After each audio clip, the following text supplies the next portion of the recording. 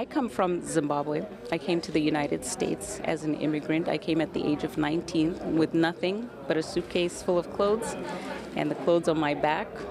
And I actually worked hard, and I went through college, and then I worked for a bank for a while. And I was able to create a successful business. By the time I was 27 years old, I had a 7-figure business. I had several employees, and I was living the American dream. So when I hear this narrative that America is systemically racist and evil and oppressive to minorities, I understand that to be completely false.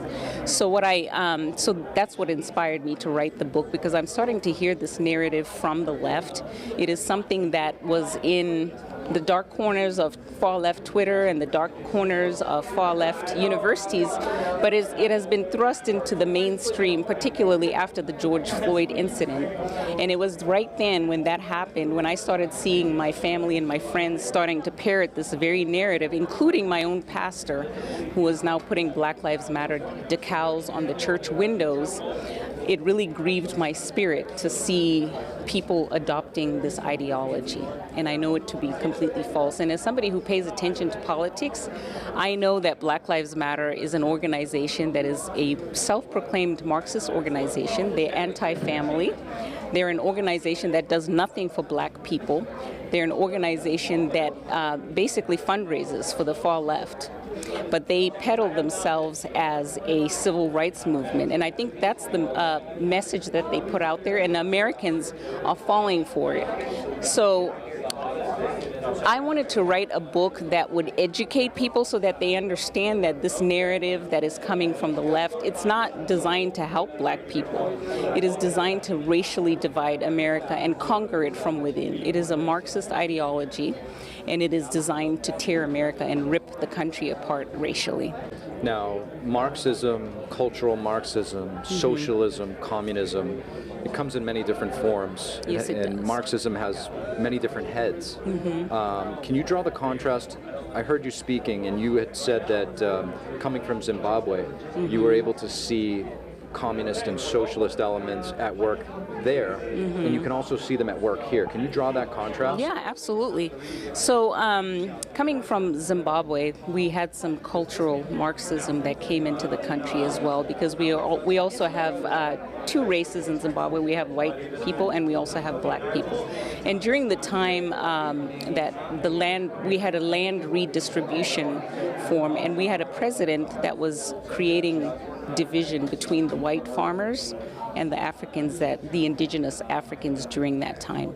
So I start to see the parallels between how, everything is blamed on one race, which is considered an oppressive race, versus another race that is considered oppressed. So I start to see that parallel that's starting to happen here, where, we're getting the same narrative that if you're Black, you're oppressed, and if you're white, you're an oppressor. And it's regardless of your own experience or anything that you've done. So it is just painting a broad brush. So being that I have experienced it in my own country, it is something that I was able to pick up on very quickly. And I think a lot of Americans are not seeing it, and that's why I've really become vocal about it, because I want people to understand that this narrative that America is systemically racist is not just being done as something that is designed to help the country or bring unity, which is what it purports to do, but it is actually designed to create division within the country.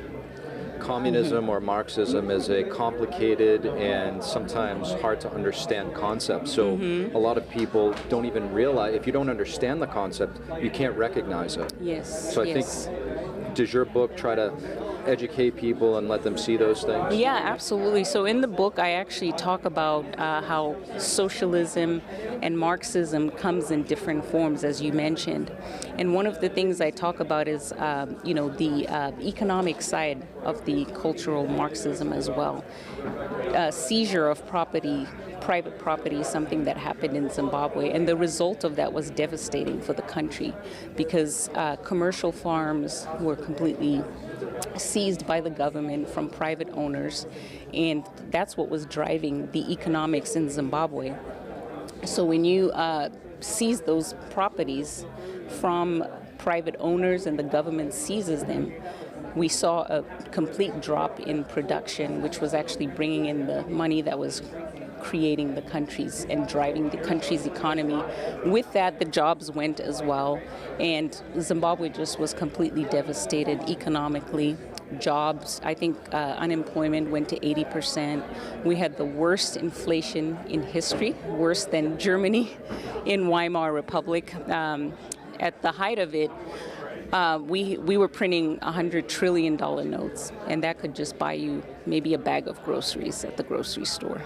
So, and, personally, my mother went through, she lost everything that she had ever saved for, her entire life savings. So you can just imagine, let's say you have $200,000 in your 401k and you wake up the next morning and you find that it can only just buy you maybe a chicken or a piece of meat at the grocery store, and then you just lose everything. So it's a very dangerous ideology, and that's why I feel really called to speak out against it and to warn Americans that we really need to fight against it. We need to unite.